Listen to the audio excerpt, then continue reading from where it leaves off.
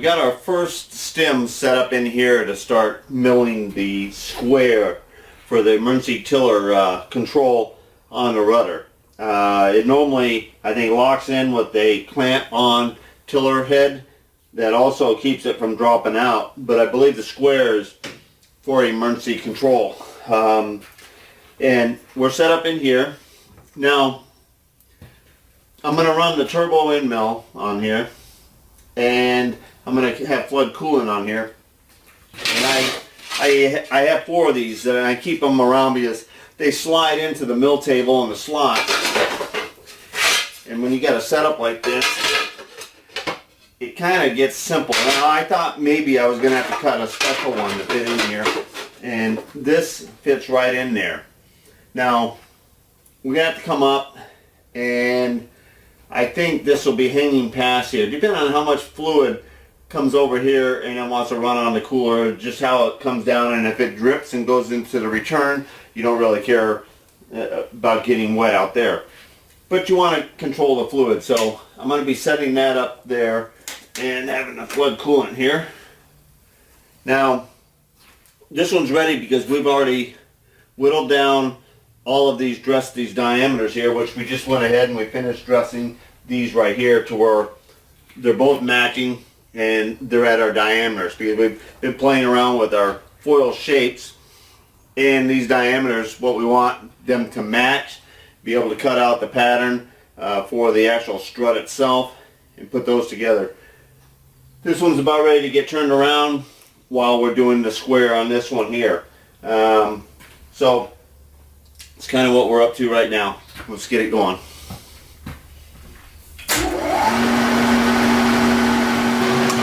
Okay, we wanted to test our indexing here, and the first thing we did was find out that we're hitting a jaw down here.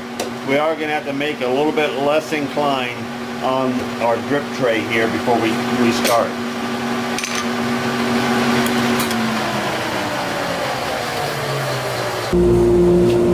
Okay, I drew 2 squares, overlapped them, cut them, combined them, put a cut edge around them, and then found a piece of metal, and now we're going to go ahead and cut it out.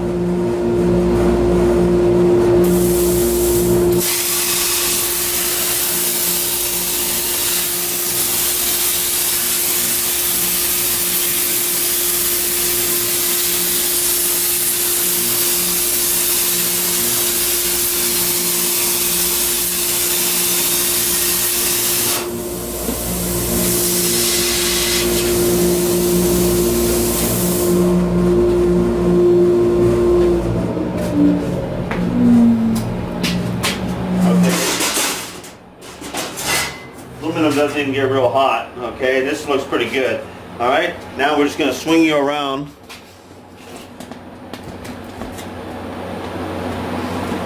All right, now we got the brake over here, and we're going to stick this in here about 1.5 inch lip here. We don't know how much bend, but we're going to go ahead and we're going to add just a little bit in there. That should do it. If we have to, we're going to give another one. Let's go check our fit in there. See, this will slip in beside each dividing, the side of the dividing head, and hopefully miss that jaw right there. Okay, and if we do bend the lip on this side right here, we'll be able to have it ride right in there.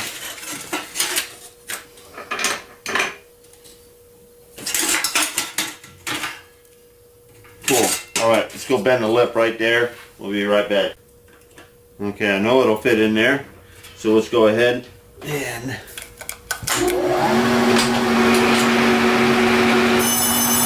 drop it down.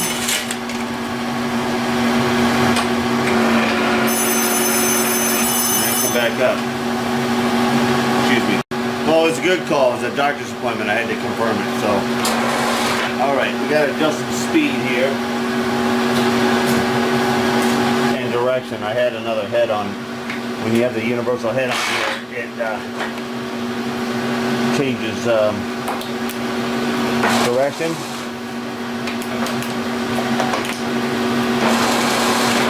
Okay, that ought to be good.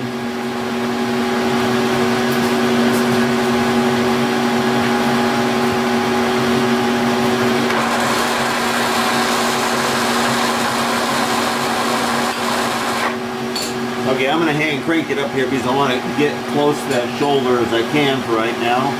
Right there, we'll lock it down, we'll adjust it in if we have to. And we're gonna set that there at 0 as well.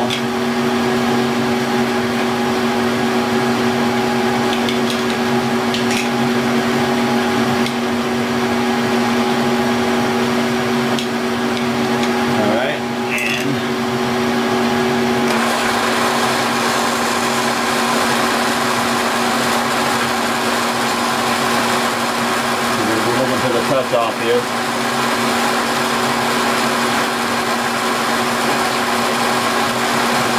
There we go. Okay, we're going to set that at 0.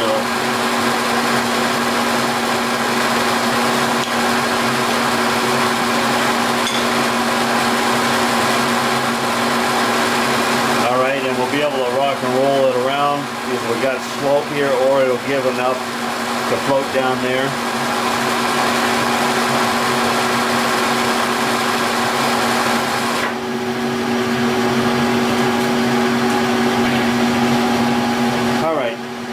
I measured the flat and the corners, and we got basically 400 thousandths difference. So we're going to go ahead and we're going to take 100 thousandths per pass. We're going to take 100 thousandths and go around on all four. We'll index it 4 times, take a measurement, and then compare that. And then our second cut around will tell us actually how much to take. And everything else will come into play. We'll look at the finish and all of that good stuff. All right, we're going to give it a little juice here.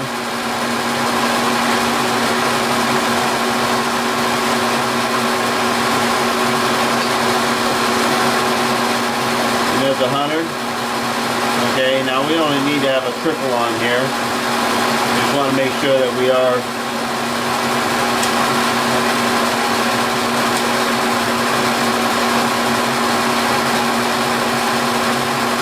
that's working pretty good.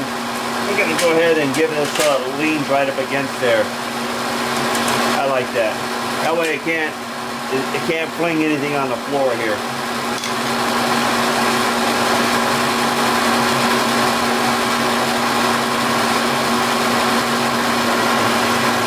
Okay, here we go.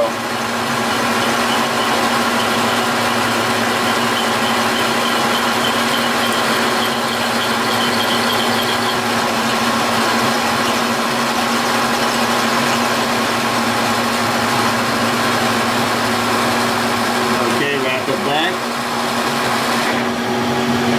Okay, now we're going to index it. Rock it back down.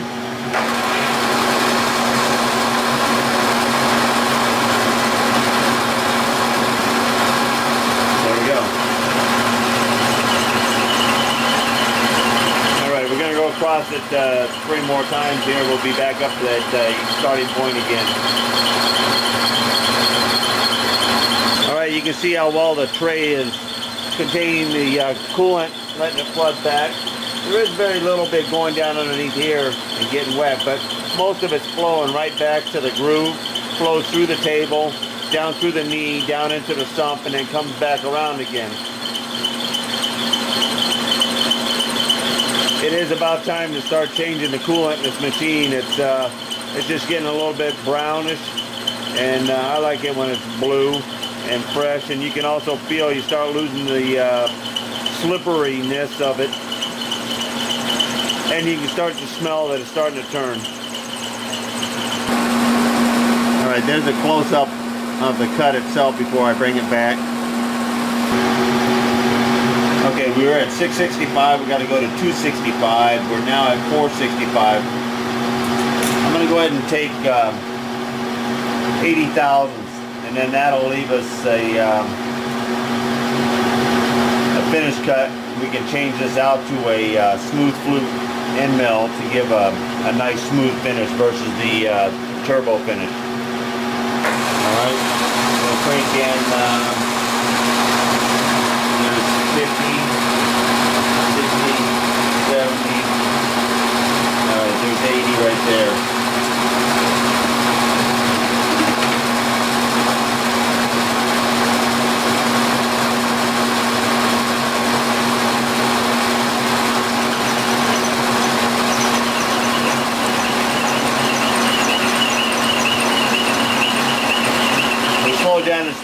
a little bit to make sure we're not going to be burning up our cutter. It still looked pretty good, but its razor sharp edge is gone.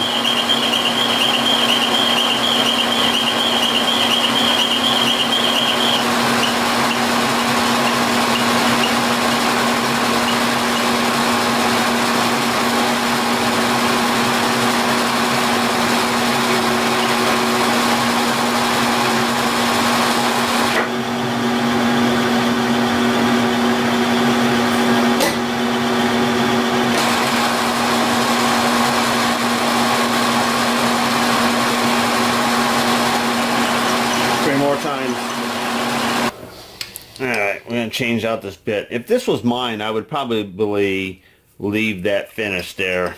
But this is going for somebody else, and to give them a nice smooth finish is probably going to be more considerate.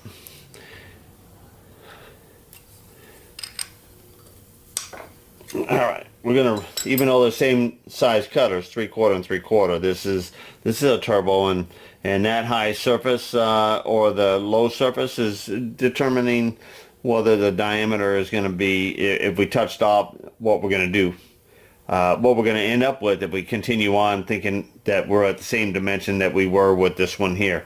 So we're going to make we're going to take about half of what we think it's going to take, and we're going to take a little skim off the end here to dress this flush with the end of the turn diameter that we have here, kind of clean it all up at the same time. Okay, we actually eyeballed it, and it was like right close to the edge. We went in just like this without any coolant, kind of like touched it, eyeballing down in there. We adjusted, we're right close to that surface there. We are taking a skim cut on it without it jacking our height, so we're going to go ahead and we're going to go around it at this height right here. Then we'll measure our square, and then we'll make our final cut around it afterwards.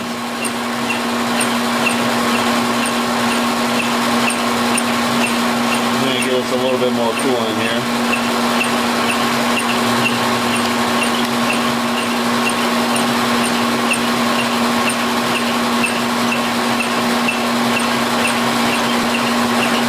That was a good call, taking and cleaning that surface up pretty smooth. It's got a class act finish to it, at least that's what I call it now.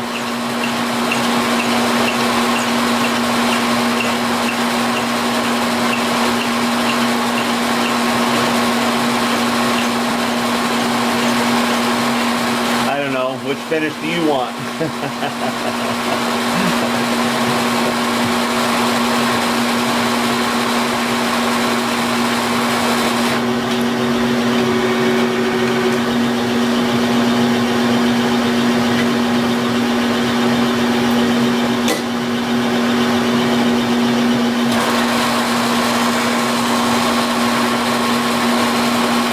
Three more times, we'll get a measurement, we'll see where we're at. In reality, the horizontal mill does make setups like this very easy, because you really couldn't hang one of these shafts down off, well, you could hang it off the edge of the table, and I don't know exactly how you hold it with V-block or something, holding it up and then coming in and coming around. This has got some teeth to it. This is real stout material, simple index head. And this is a phase 2, one of acceptable cooling. I really like it. I also have a rotary table. It's a phase 2, and I've been happy with both of them.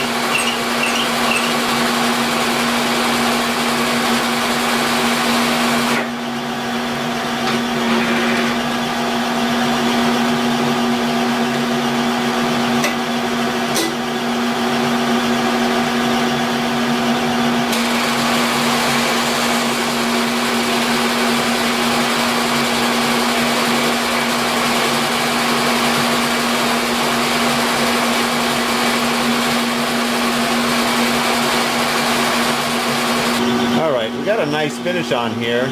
and our width, just skipping around, we got 1/300. We got to go to 1/265, so we got 35 to go. So we'll go ahead and we're going to take 17 aside, and we'll take a trip around.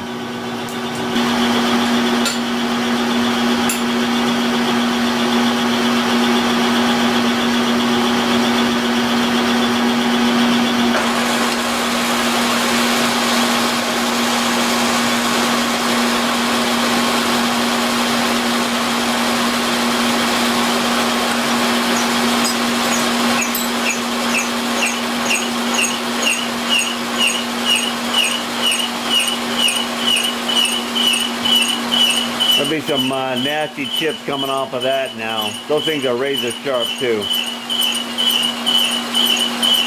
Typical four flute chip.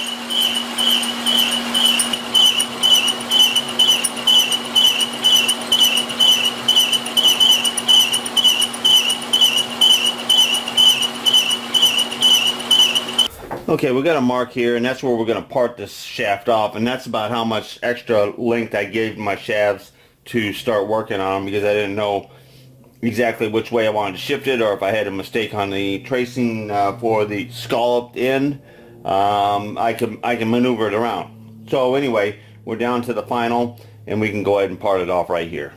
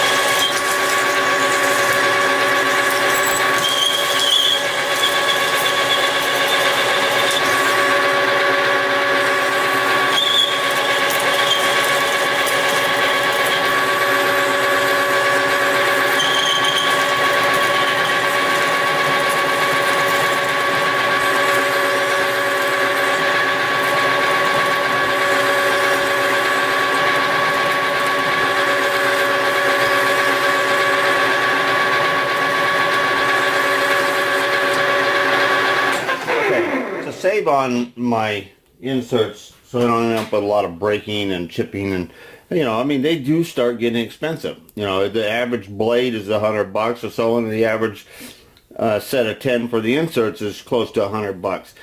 So what I like to do is go ahead and take a pair of channel locks. I've got that down to about 1/8 of an inch of diameter. I hold this here, and then just a quick thrust of the spindle, twist it right off. Alright, now I can pull my parting tool out and just put it in my regular turn in the basin. Take a skin cut across here, just so it's nice and flat.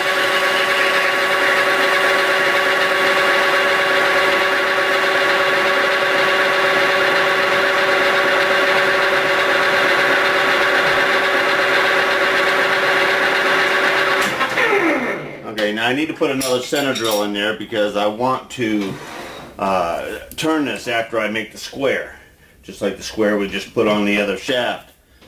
The other shaft will be coming in here as soon as we get this one ready to go over there.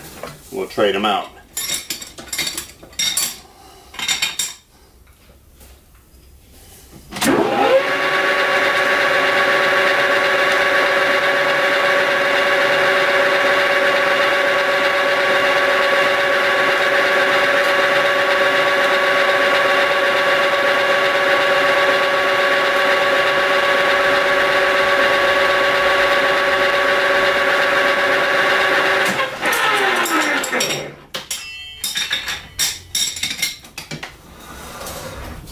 Okay, we'll get that blown off and slid out.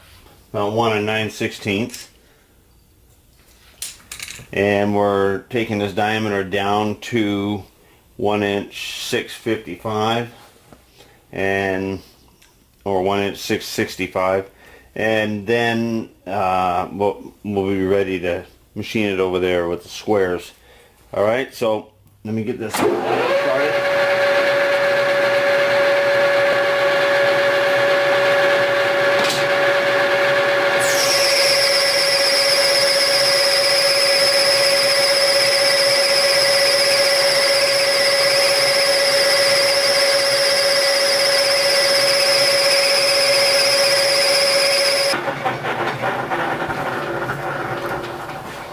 Alright, I didn't have my pliers over here ready to go, and alright,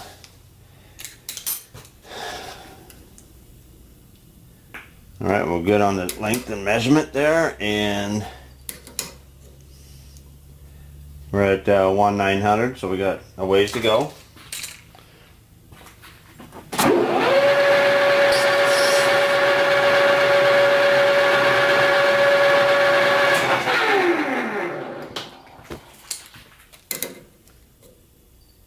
Okay, we're good on the length and the width, because that's basically your corner to corner diameter, and it's just made to have a little bit of relief in there, and our length is good. So let's go ahead and we're going to break there, and then we'll be ready to pull this out and swap it out with the other shaft.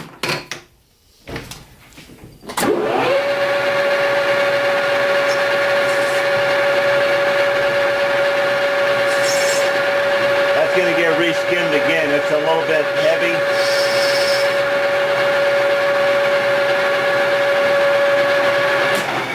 Okay, we tightened down our tool bit in here, and we just slapped the holder in here. Now, we've showed you this before. I'm taking our scale, and we want to set our center height.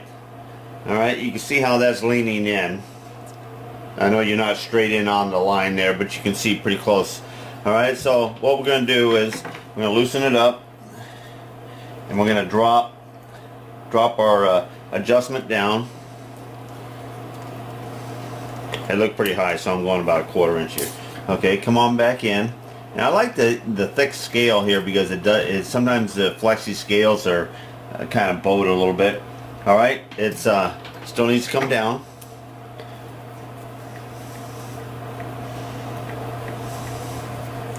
This probably had a boring bar in it. Alright, let's see where we're at now.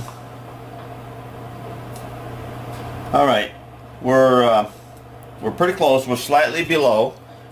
We're just going to go ahead and we'll raise it up just a little bit there. Alright, we're almost plumb. And if I think that it's not quite cutting, I'll drop it down just a little bit just to be slightly below on either right on center or slightly below on the OD turning. On the inside or boring, slightly above or even. You don't want to be down below, because when you get tool pressure, it sucks it down even more and then becomes more pressure. That's why it's more important on the inside to not suck a bit and create the extra pressure. On the outside, usually you just stop cutting. Okay, we're set up here, and we're going to come in here. We're going to lightly skim this. This surface right here is a little bit over this, and this is about 15 thousandths oversized. We're going to come in and we want to kind of get it real close so that when we come in here for our finished cut, we can bring it in as close as we possibly can, and then we'll be able to come back in and blend this area face to diameter so it looks nice and clean.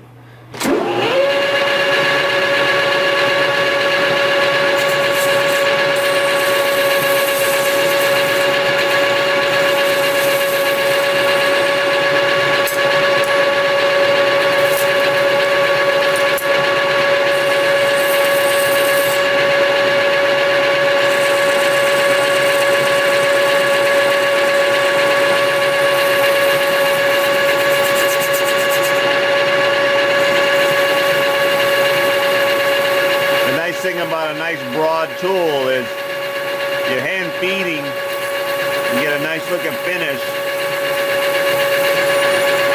And of course sometimes you can't see where you're cutting, so you got to remove your chip. That's where my little pliers come in handy again. Come into it, back right there where we were.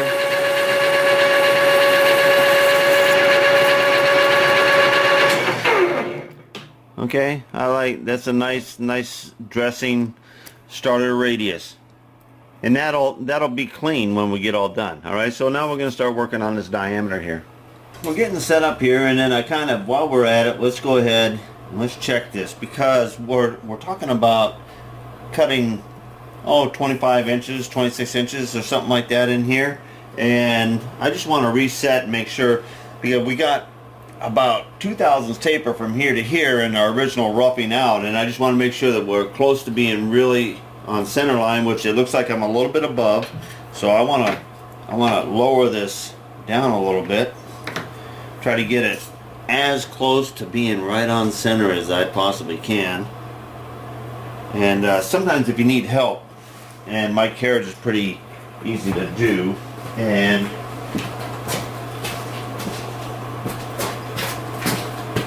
you can actually get a square, and I get the square back here, and we're actually showing a real slight gap down here. And if you're ever in question about the bow in your scale, turn your scale around. You know, I'm just barely holding it in there too. You don't want to crush your scale, and you don't want to chip your insert. So you're doing it gingerly, and it's showing me the same thing. All right, I'm happy there. We're going to lock that down. All right, now we're going to turn this diameter down to 50 millimeter, but better known in my shop as 1" 9/68.5. The monkey drank wine. They all ran aground on a yellow submarine. I'm joking, of course, but I do go ahead and convert it over to the decimal, and that's what we want to take it down to. Right now we're sitting about 1" 80 to 1" 9. Excuse me. We were sitting close to 1" 9/78 to 1" 9/80, and we're a little bit fatter down here than we are here.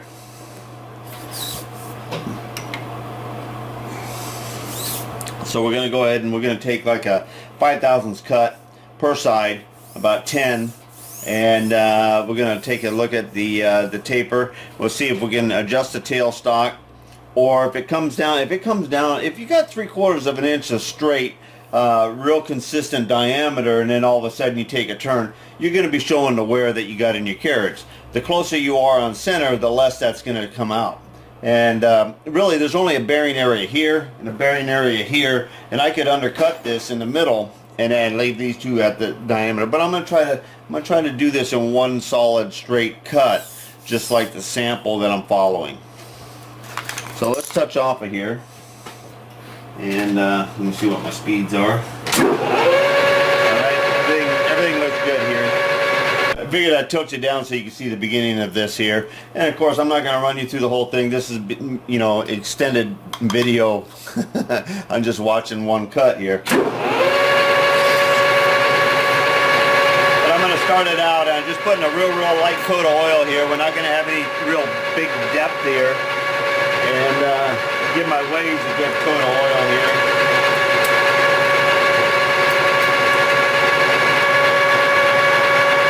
Alright, we touched off, and I went in and I got a dashboard gauge up here so I could actually see it and compare it to my dial feed in. And here we go.